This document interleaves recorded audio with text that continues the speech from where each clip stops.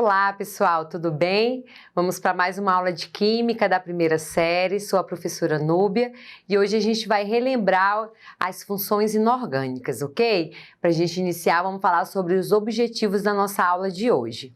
Bom, primeiro objetivo, nós vamos aprender o que caracteriza as funções inorgânicas, os ácidos, as bases, os sais e os óxidos.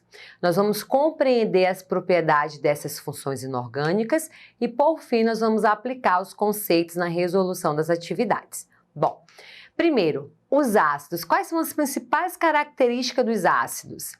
São compostos moleculares que, em meio aquoso, sofrem ionização, formando soluções que apresentam como único cátion o hidrônio H3O positivo ou o cátion hidrogênio H+.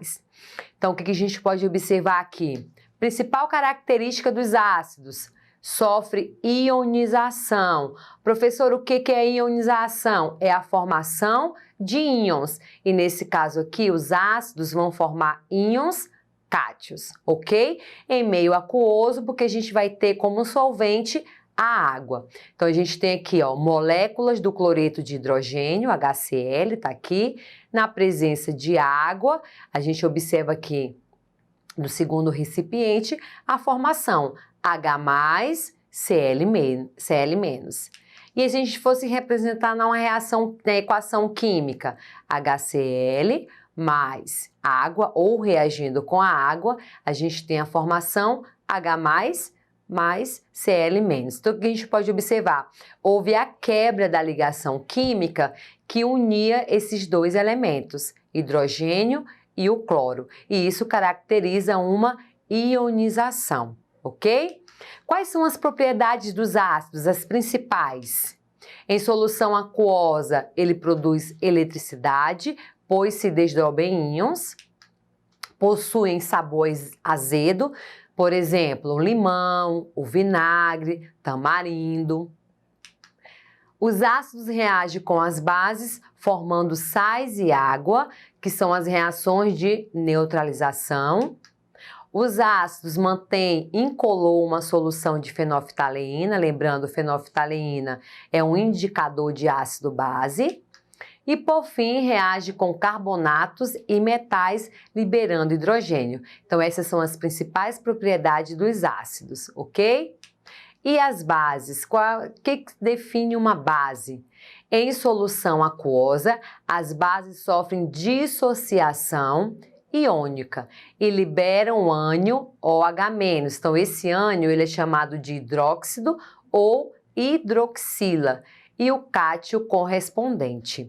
Então, a gente tem aqui a base, hidróxido de sódio, NaOH, em meio aquoso, que a gente tem a presença da água, então a gente tem aqui a liberação NH+, e OH-, como a gente pode observar aqui.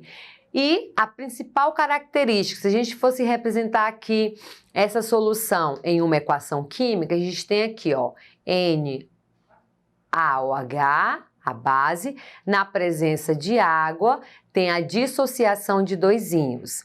Então, se é dissociação, a gente tem a separação. É dissociação iônica, porque esse é um composto iônico, ok? E libera, principal característica da base é a presença desse ânion, ok? A hidroxila. A gente viu anteriormente que os ácidos vai liberar o cátion, H+, e a base vai liberar o ânion, OH-, ok? Quais são as principais propriedades das bases? Primeiro, apresenta o ânion hidroxila, como a gente viu anteriormente. Então, a gente também tem outra base aqui e a gente tem o cátion, mas o que caracteriza essa base é o OH-, que é a hidroxila. Segundo, apresenta sabor adstringente e a gente tem aqui o leite de magnésio, o caju, também tem a banana verde, que tem esse sabor característico. Outra propriedade, formam soluções eletrolíticas em meio aquoso, que conduzem corrente elétrica. São sólidos à temperatura ambiente, exceto a amônia, que é um gás. e mudam a cor dos indicadores. Então, a gente tem indicadores papel tornassol, e aí vai ter a cor azul. Se for fenolftaleína, essa base vai apresentar a cor vermelho. Se for o repolho roxo, vai ter a coloração azul, verde ou amarelo, ok? E agora a gente vai ver os sais. O que são os sais? São compostos iônicos que apresentam em meio aquoso um cátion diferente de H+, e um ânion diferente de OH-. E aqui é interessante a gente lembrar por que ele tem que ser diferente de H+. Quem é a função inorgânica que libera H+? O ácido. Por isso que tem que ser diferente. Quem é a função inorgânica que apresenta um ânion OH-? A base. Então, é por isso que os sais precisam apresentar íons diferentes de H+ e de OH-, ok? H+ caracteriza um ácido, OH- vai caracterizar a base. Então, a gente tem aqui a obtenção dos sais através da reação de neutralização. Então, o que é uma reação de neutralização? A gente vai ter a presença de uma base reagindo com um ácido e a gente vai ter como formação de produtos um sal e a água.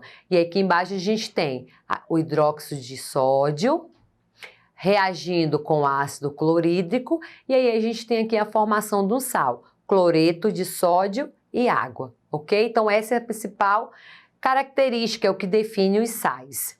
Quais são as propriedades dos sais? São encontrados na natureza no estado sólido, geralmente sob forma de minerais ou dissolvidos, como no caso do cloreto de sódio ou o sal de cozinha, que é o que a gente utiliza diariamente. Apresentam sabor salgado, se originam da reação de um ácido e uma base, como a gente viu, dissociam em água, fornecendo íons diferentes de H+ e OH- e conduzem eletricidade, corrente elétrica, ok? E aí os sais, assim como as bases, também sofrem dissociação. O que é dissociação, professora? É a separação de íons. E o que significa isso? Se essa substância é formada de íons, significa que os elementos químicos dessas substâncias são unidos através da ligação iônica. Lembra que a gente trabalhou anteriormente as ligações químicas? Então aqui os sais são os elementos químicos que formam as substâncias classificadas como sais, são unidos através da ligação iônica, que aí nós temos os íons cátions e ânion. Então nós temos aqui, ó, Cl-, que a gente tem a presença do ânion, NH+, Na+, e a presença do cátion, ok? E por fim nós temos os óxidos. Quem são os óxidos? São compostos formados por dois elementos químicos diferentes e eles podem ser chamados também de compostos binários. Por que binários? Porque sempre, pessoal, toda vez que a gente falar dos óxidos, são compostos binários porque eles são formados por dois elementos químicos.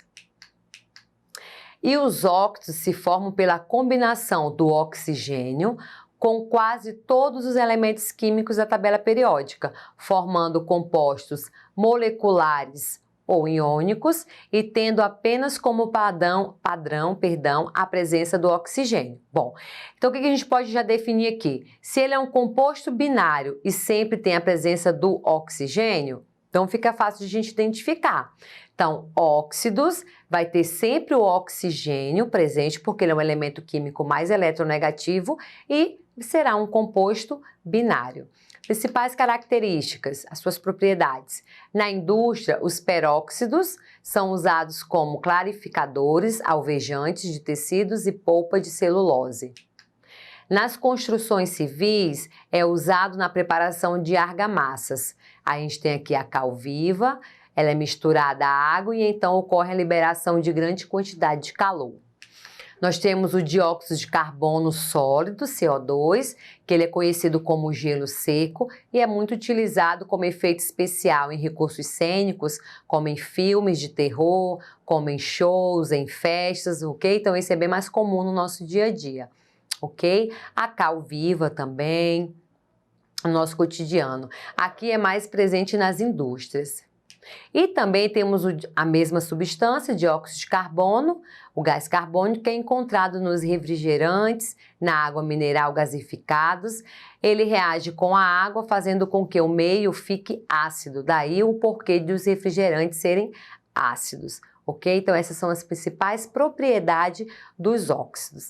E agora a gente vai relembrar os conceitos no exercitando, beleza? Questão 1. Faça a associação correta entre as colunas abaixo.